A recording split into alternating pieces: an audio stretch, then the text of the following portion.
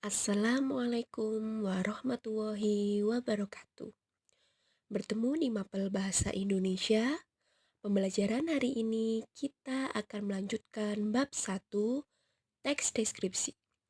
Subbab yang akan kita bahas yaitu struktur teks deskripsi. Yuk kita awali pembelajaran dengan membaca basmalah. Bismillahirrohmanirrohim.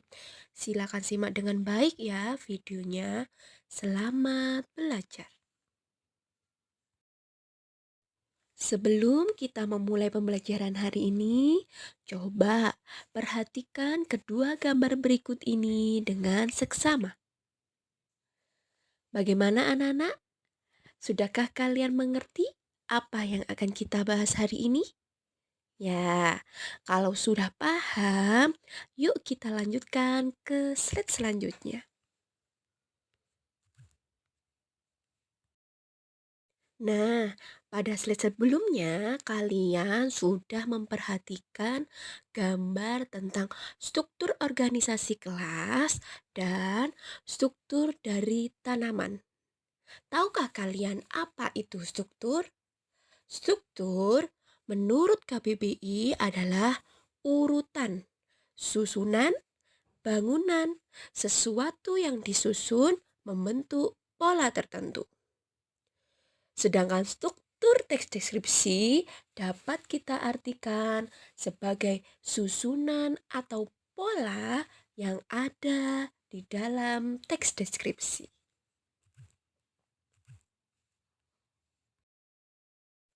Secara umum, struktur teks deskripsi dibagi menjadi 3 bagian. Yang pertama adalah identifikasi. Yang kedua, deskripsi bagian. Dan yang ketiga adalah penutup. Ketiga struktur ini akan Bu Habibah bahas pada slide selanjutnya. Oh ya anak-anak, sebelum Bu Habibah menjelaskan tentang struktur teks deskripsi, Bu Habibah akan menjelaskan tentang judul yang ada pada teks deskripsi. Tahukah kalian apa itu judul? Judul merupakan kata kunci yang mewakili keseluruhan isi teks deskripsi. Judul pada teks deskripsi berisi nama objek yang bersifat khusus. Jadi, objek yang dideskripsikan harus bersifat khusus. Judul ditulis menggunakan huruf kapital dan tidak boleh diakhiri dengan tanda baca. Contoh judul pada teks deskripsi adalah Pantai Balik Kambang. Pantai Balik Kambang ini adalah objek yang bersifat khusus. Jadi, ketika kalian membuat judul teks deskripsi, kalian tidak boleh membuat judul yang bersifat umum. Misalnya, pantai. Kalau kalian menggunakan judul hanya menggunakan pantai saja, itu bukanlah teks deskripsi. Contoh yang lainnya adalah indahnya pemandangan Gunung Bromo. Itu adalah contoh judul pada teks deskripsi. Sama halnya dengan tadi, kalian tidak boleh menggunakan judul gunung saja. Itu kurang tepat. Struktur teks deskripsi yang akan kita bahas yang pertama adalah identifikasi. Identifikasi bisa disebut dengan gambaran umum. Nah, gambaran umum ini berisi nama objek yang dideskripsikan, lokasi, sejarah lahirnya, makna nama, dan pernyataan umum tentang objek. Pernyataan umum tentang objek ini biasanya ditandai dengan kalimat definisi. Kalimat definisi ini biasanya ada kata adalah, merupakan, yaitu. Contohnya, misalnya, Pantai Balik Kambang adalah pantai yang sangat indah di Jawa Timur. Nah, kata adalah itu adalah penanda bahwa itu adalah pernyataan umum. Struktur teks deskripsi yang kedua adalah deskripsi bagian. Deskripsi bagian berisi perincian bagian objek, tetapi diperinci berdasarkan tanggapan subjektif penulis. Nah, apa saja sih yang boleh dirinci pada deskripsi bagian ini? Yang pertama, perincian dapat berisi apa yang dilihat, misalnya bagian-bagiannya, komposisi warna, seperti apa objek yang dilihat menurut kesan penulis. Yang kedua, perincian juga dapat berisi perincian apa yang didengar. Mendengar suara apa saja, seperti apa suara-suara itu, atau penulis membandingkan dengan yang lainnya. Dan yang ketiga, perincian juga dapat berisi apa yang dirasakan penulis dengan mengamati objek tersebut. Struktur yang terakhir adalah penutup. Penutup berisi kesan umum atau simpulan berdasarkan uraian-uraian sebelumnya. Bagian ini bersifat fleksibel, artinya bisa dicantumkan jika diperlukan atau sebaliknya. Setelah kita mempelajari tentang struktur teks deskripsi, ternyata untuk struktur deskripsi bagian memiliki jenis-jenis pengembangan tertentu. Jenis-jenis pengembangan deskripsi bagian dibagi menjadi 4 macam. Yang pertama, deskripsi bagian berdasarkan ruang. Yang kedua, deskripsi bagian berdasarkan anggota bagian-bagian objek. Ketiga, deskripsi bagian berdasarkan proses sesuatu berlangsung. Dan yang keempat, deskripsi bagian berupa pemfokusan. Untuk penjelasan lebih lanjut, kita lihat pada slide selanjutnya.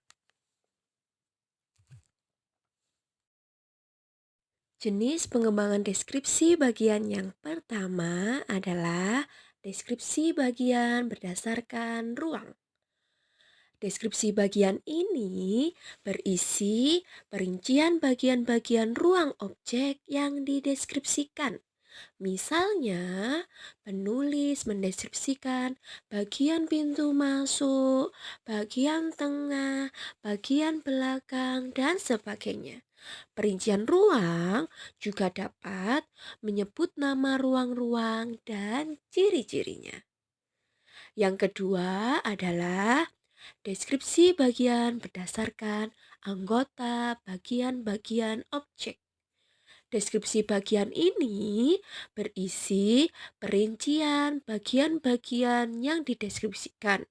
Misalnya, pantai digambarkan bawah lautnya itu seperti apa, bibir pantainya, ombak dan pasirnya, serta pemandangan tumbuhan dan hewan pantai itu seperti apa.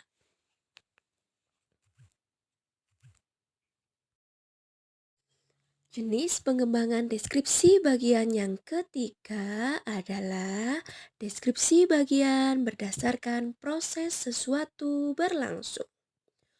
Deskripsi bagian ini berisi perincian bagian awal, mulai meningkat, puncaknya, penutup.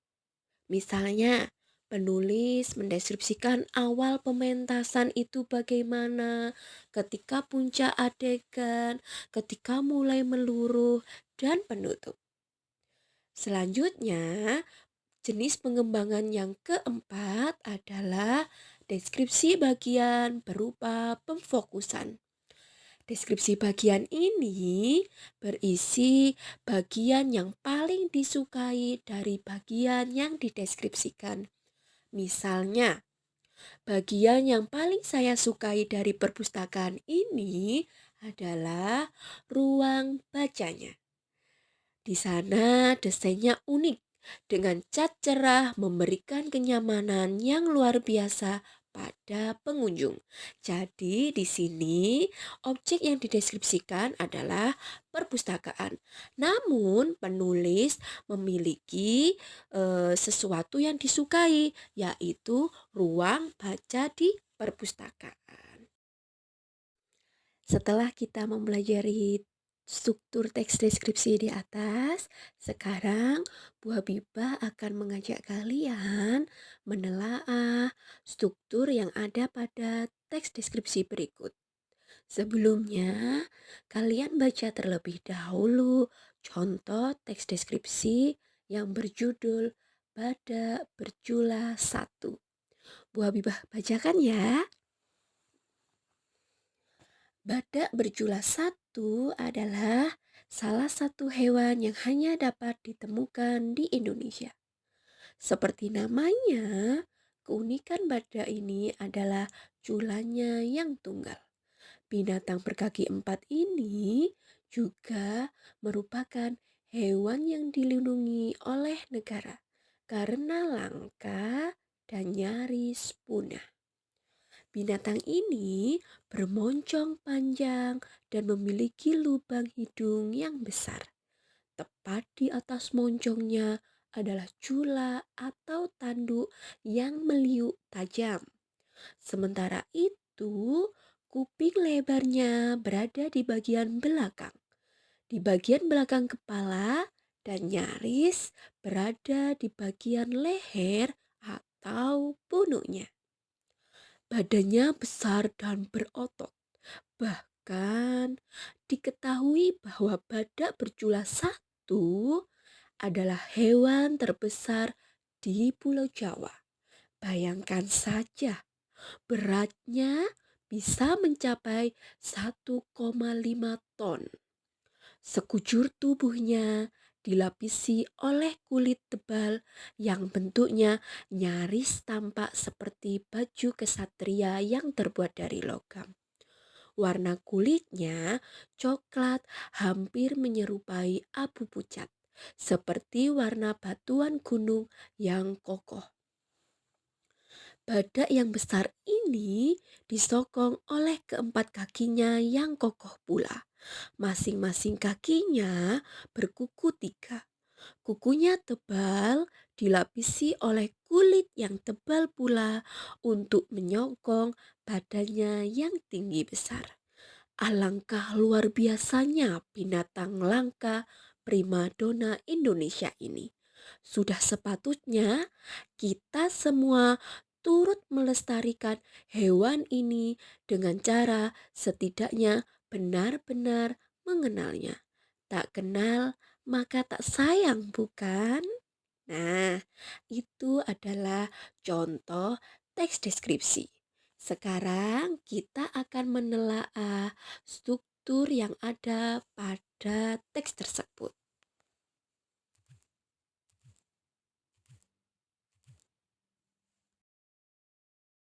Setelah kalian membaca teks Badak Berjula 1, mari kita telaah struktur yang ada pada teks tersebut. Pada bagian identifikasi, kita temukan pada paragraf 1. Mengapa identifikasi ada pada paragraf 1? Karena pada paragraf 1 berisi nama objek yang dideskripsikan, lokasi objek, dan gambaran umum tentang objek. Objek yang dideskripsikan namanya adalah Badak Berjula 1. Sedangkan lokasi Badak Berjula 1 ada di Indonesia. Selanjutnya, gambaran umum tentang Badak Berjula 1 dapat kita temukan pada kalimat Badak Berjula 1 adalah salah satu hewan yang hanya ditemukan di Indonesia. Seperti namanya, keunikan badak ini adalah julanya yang tunggal. Binatang berkaki 4 ini juga merupakan hewan yang dilindungi oleh negara. Nah, ketiga kalimat ini adalah gambaran umum tentang objek. Mengapa itu termasuk gambaran umum? Karena pada kalimat-kalimat tersebut terdapat penanda kalimat definisi, yaitu kata adalah dan merupakan. Selanjutnya, deskripsi bagian dapat kita temukan pada paragraf 2, paragraf 3, paragraf 4, dan paragraf 5. Mengapa paragraf-paragraf tersebut termasuk deskripsi bagian? Karena paragraf tersebut pertama, paragraf 2 memerinci bagian kepala dari badak berjula 1. Sedangkan paragraf 3 memerinci bagian tubuh dari badak berjula 1. Sedangkan paragraf keempat memerinci kulit dari badak berjula 1. Selanjutnya, paragraf kelima, mengapa disebut dengan deskripsi bagian? Karena memerinci bagian kaki dari badak berjula 1. Nah, itu adalah bagian dari deskripsi bagian. Selanjutnya adalah struktur penutup. Struktur penutup kita temukan pada paragraf terakhir. Mengapa paragraf terakhir termasuk penutup? Karena pada paragraf tersebut berisi kesan umum tentang objek yang dideskripsikan. Di situ ditandai dengan kalimat alangkah luar biasanya binatang langka primadona Indonesia ini. Ada kata alangkah luar biasanya, itu adalah kesan umum penulis tentang badak berjula 1. Itulah hasil telaah tentang teks deskripsi berjudul Badak Berjula 1. Alhamdulillah, demikian pembahasan hari ini mengenai materi struktur teks deskripsi. Semoga video ini bermanfaat dan membantu pembelajaran kalian di rumah. Jika masih ada pertanyaan, silakan sampaikan di kolom komentar atau bisa menghubungi Bu Habibah. Terima kasih atas perhatiannya. Mohon maaf jika ada kesalahan. Bu Habibah akhiri. Wassalamualaikum warahmatullahi wabarakatuh.